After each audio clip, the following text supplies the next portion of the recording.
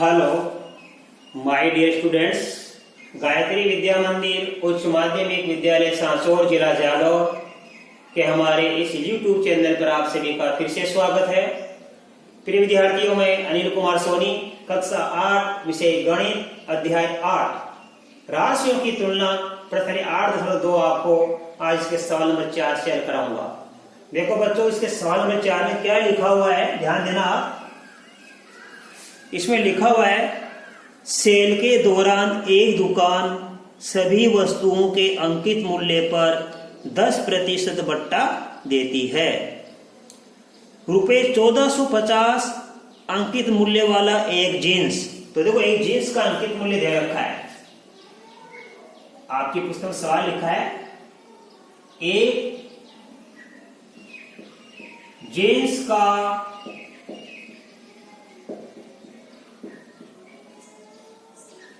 अंकित मूल्य बराबर दिया है 1450 रुपए। आगे लिखा है इसमें, और दो कमीजें जिनमें से प्रत्येक का अंकित मूल्य 850 रुपए है। आगे दिया हुआ है, दो कमीजें जिनमें प्रत्येक का यानी एक का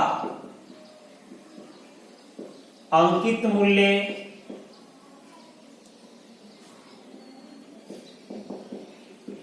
बराबर 850 रुपए। तो एक जींस का अंकित मूल्य 1450 रुपए है और दो कमीजें जिन्हें प्रत्येक का अंकित मूल्य 850 रुपए है, इसलिए दो कमीजों का अंकित मूल्य कितना जाएगा बच्चों? प्रत्येक यानी एक, दो में से एक कमीज का अंकित मूल्य 850 है रुपए, तो दोनों का कैसे क्या करेंगे? 2 गुणा 850 हो गया 0, 2 पंजे 10, 8 दिन 16 और 1 17, राइट। तो हमने पता कर लिया एक जींस का अंकित मूल्य 1450 यानी 1450 रुपये है। दो कमीजें जिनमें प्रत्येक का अंकित मूल्य 850 रुपये है, तो दो कमीजों का अंकित मूल्य कितना हो जाएगा? 2 गुणा 850 यानी 1700 रुपये। आगे इसमें लिखा बच्चों, इनको खरीदने के लिए यानी एक जींस और दो कमीजों को खरीदेंगे, तो एक जींस और दो कमीजों को खरीदने के लिए किसी ग्राहक को कितना भुगतान करना पड़ेगा? अब कोई ग्राहक क्या करना चाहता है, एक जींस खरीदना चाहता है 1450 रुपए अंकित मूल्य वाली, और दो कमीजें जिनका दोनों का अंकित मूल्य कितना हो गया? 1700 रुपए। एक जींस और दो कमीज खरीदना चाहता है तो उसको कितना मूल्य चुकाना पड़ेगा? क्योंकि हमारे सवाल दे रखा है अंकित मूल्य कितना है? 10%। और अंकित मूल्य बट्टा कितना मिल रहा है? 10%। तो सबसे पहले इनका अंकित मूल्य क्या करेंगे, ध्यान देना।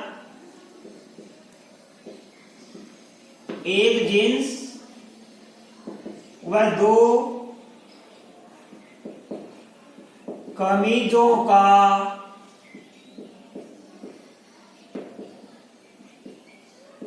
कुल अंकित मूल्य कितना है बच्चों? एक जींस का मूल्य है 1450 रुपए और दो कमीजों का मूल्य कितना है? 1700 रुपए। इन दोनों को जोड़ देंगे तो हो जाएगा 3150 रुपए। तो एक जींस और दो कमीज जब कोई ग्राहक खरीदेगा तो इनका कुल अंकित मूल्य कितना गया? 3150 रुपए। बट्टा कितने मिल रहा है? दुकानदार उसको बेचेगा 10% बट्टे पर, यानी 10% की छूट मिलेगी। तो लिखेंगे अंकित मूल्य पर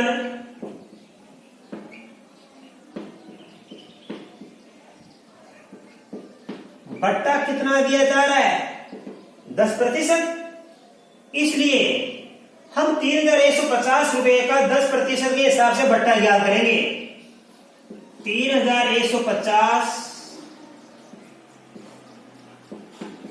रुपए का 10% हम भट्टा ज्ञात करेंगे बच्चों। कैसे ज्ञात करेंगे? 3150 को गुणा करेंगे 10% से। 10% का मतलब 10/100। 10/100 तो 3150 रुपए का 10% के हिसाब से हम भट्टा ज्ञात करेंगे। एक शून्य से एक शून्य गई, फिर एक शून्य से एक शून्य गई, 315 बच गया।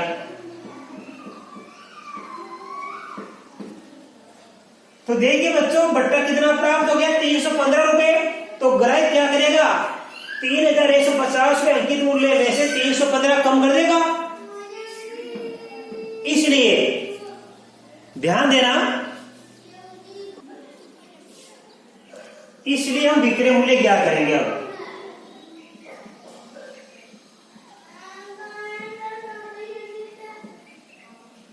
विक्रय मूल्य बराबर कैसे ज्ञात करेंगे? आपको लिखा रखा है अंकित मूल्य माइनस भट्टा। अंकित मूल्य कितना? 3150 रुपए और भट्टा आ गया 315 रुपए। तो बाकी कर देंगे, 50 में से 15 गया तो बचता है 35, 31 से 3 गया तो बचता 28। 2835 रुपए विक्रय मूल्य हो गया।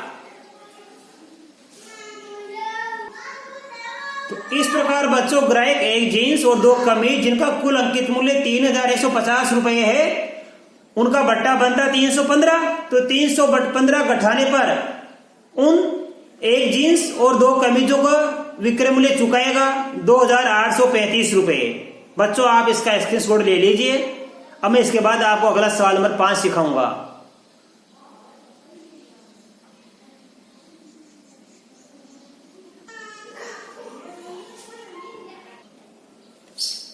देखिए अगला सवाल लिखा है, एक दूध वाले ने अपनी 2 भैंसों को रुपये 20,000 प्रति भैंस की दर से बेचा।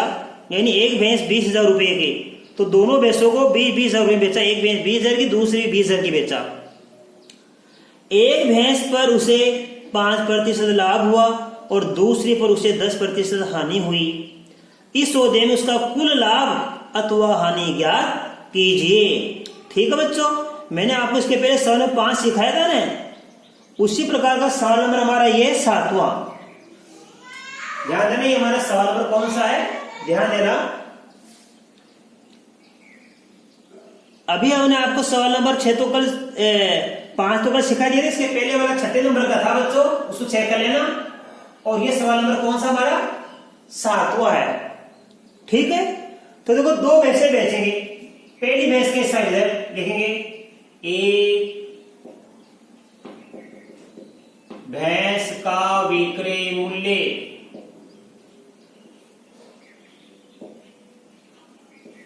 बराबर कितना है? 20,000 रुपए।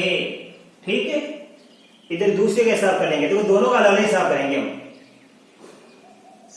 दूसरी भैंस का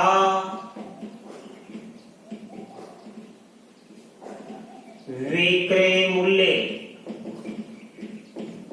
ये भी कितना है? 20,000 रुपए। 2 भैंसे बेचेगा। एक भैंस का विक्रय मूल्य 20,000 रुपए, यानी पहली भैंस को 20,000 में बेचा और दूसरी को भी उसने 20,000 रुपए में बेचा। ठीक है, एक भैंस पर उसे 5% का लाभ हुआ, तो यहां लिखेंगे हम लाभ 5%। और दूसरी भैंस को बेचने पर उसको हानि हुई 10%। इस भैंस को बेचने पर हानि हुई 10%। इस भैंस को बेचेगा 5% लाभ पर। इसका मतलब क्या? विक्रय मूल्य ज्यादा होगा, क्रय मूल्य कम होगा। दूसरी भैंस को देखो बेचा 10% हानि पर। इसका मतलब क्या है? विक्रय मूल्य आपका कम होगा, क्रय मूल्य ज्यादा होगा। राइट, तो कहने का मतलब है दोनों का विक्रय मूल्य दिया हुआ है। अब हम दोनों का क्रय मूल्य ज्ञात करेंगे। विक्रय मूल्य दिया हुआ है तो क्रय मूल्य ज्ञात कर लेना, और क्रय मूल्य दिया हुआ जाए तो विक्रय मूल्य आप ज्ञात कर लेना। परीक्षा के दृष्टि से बेटा ये सवाल बड़ा महत्वपूर्ण है, इस टाइप का सवाल जरूर आता है। अब लाभ 5% है, इसका मतलब क्या होता है मैं लिखूंगा, अर्थात इसका मतलब है, ध्यान देना, इसका मतलब है जब क्रय मूल्य 100 रुपये हो तो विक्रय मूल्य कितना होगा, 100 प्लस 5 बराबर 105 रुपए। तो 100 रुपए की चीज पर 5 रुपए का लाभ, 5% का लाभ का मतलब है 100 रुपए की वस्तु को कितने बेचेगा, 105 में। तो लाभ 5% का मतलब हो गया जब क्रय मूल्य 100 रुपए हो तो विक्रय मूल्य होगा 100 प्लस 5 105। लाभ है तो क्रय मूल्य में जोड़ दो, और हानि है तो घटा दो, राइट। अब देखो चूंकि विक्रय मूल्य हमारे पास दिया हुआ है, राइट, ये विक्रय मूल्य दिया हुआ है तो ज्ञात क्या करेंगे हम, क्रय मूल्य। इसलिए भैंस का क्या ज्ञात करेंगे हम, क्रय मूल्य। क्रम का मतलब क्रय मूल्य। और मेरा आपको पता है देखो क्रय मूल्य का अनुपात 100 है और विक्रय मूल्य का अनुपात 105 है। इन दोनों अनुपात में से एक ऊपर लिखते हैं और एक नीचे लिखते हैं। जो मूल्य में क्या करना है उसका अनुपात ऊपर लिख दिया करो। क्रय मूल्य में क्या करना है तो क्रय मूल्य का अनुपात 100 है तो 100 ऊपर लिख दो, 105 नीचे। यदि यह क्रय मूल्य दिया हुआ था और हमें विक्रय मूल्य क्या करना होता तो 105 ऊपर लिखता विक्रय मूल्य और ये क्रय मूल्य 100 को नीचे लिखता। समझ आ गया आपके अच्छी तरीके से। तो क्रय मूल्य क्या करना है तो अनुपात 100 ऊपर लिख दिया और अनुपात 105 नीचे लिख दिया। अब दी गई संख्या से गुणा कर दो। हमारे पास ये विक्रय मूल्य कितना है 20,000, तो 20,000 से आप गुणा करके निकाल लीजिए। अब वो कैसे करेंगे आप, ध्यान देना, हमारे पास में यह विक्रय मूल्य दिया है 20,000 और लाभ दिया है 5%। क्रय मूल्य कितना है, इसका मतलब क्रय मूल्य 100 तो विक्रय मूल्य कितना होगा 100 प्लस 5 105 रुपए। अब देखो बच्चों ये संख्या कट जाएगी 5 से, 5 से काट दिए 20 पर, 5 से काट दिए 21 बार, राइट।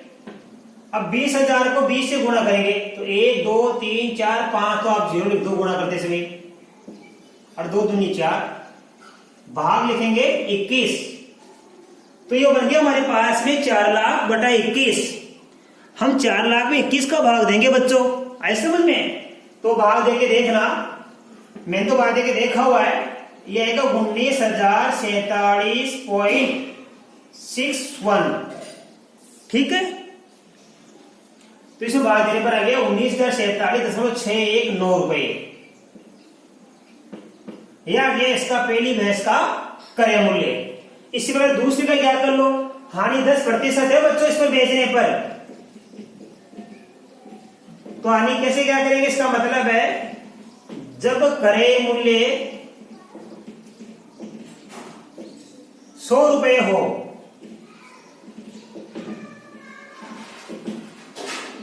तो विक्रय मूल्य 100 में 10 कम कर दो आप, 100 माइनस 10 बराबर 90 रुपए। अब विक्रय मूल्य दिया हुआ है तो ज्ञात करना क्रय मूल्य हमको, इसलिए भैंस का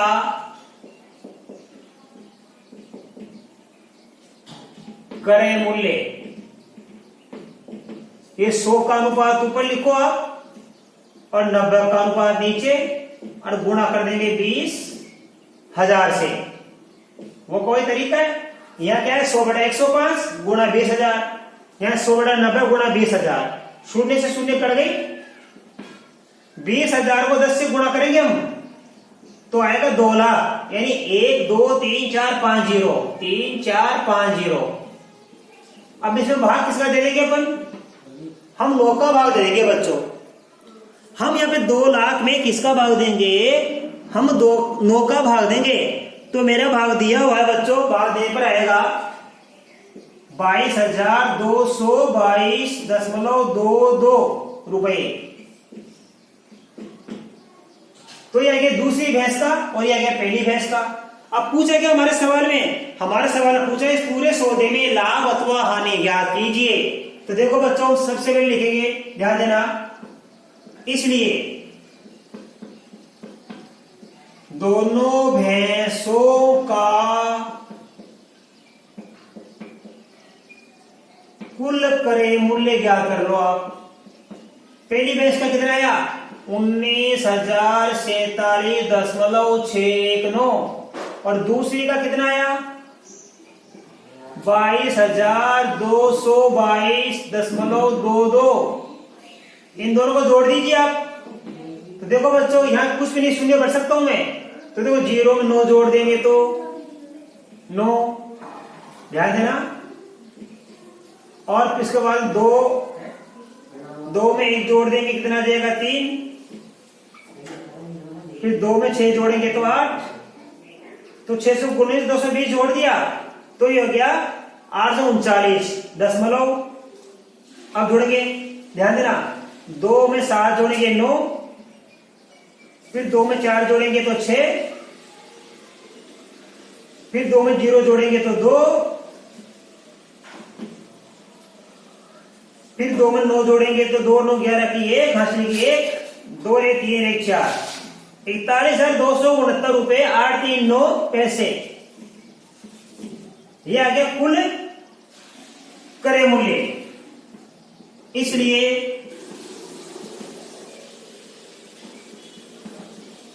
दोनों भैंसों का कुल विक्रय मूल्य,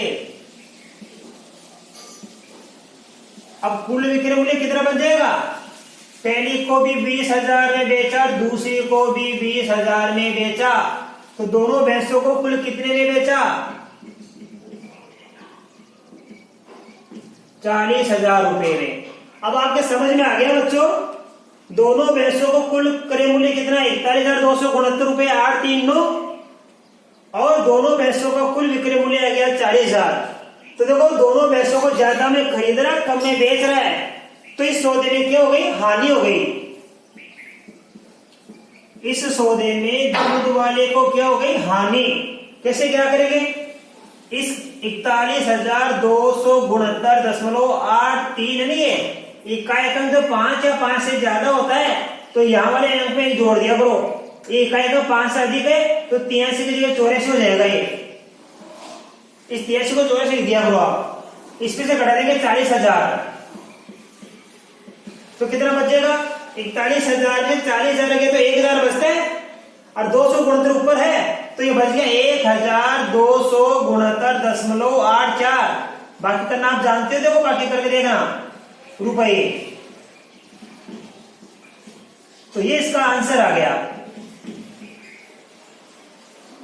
तो भैंस दूध वाले ने 2 भैंसे प्रत्येक 20,000 रुपए में बेची, तो उसको बेचने पर पहली बार 5% लाभ हुआ, दूसरी में 10% हानि हुई।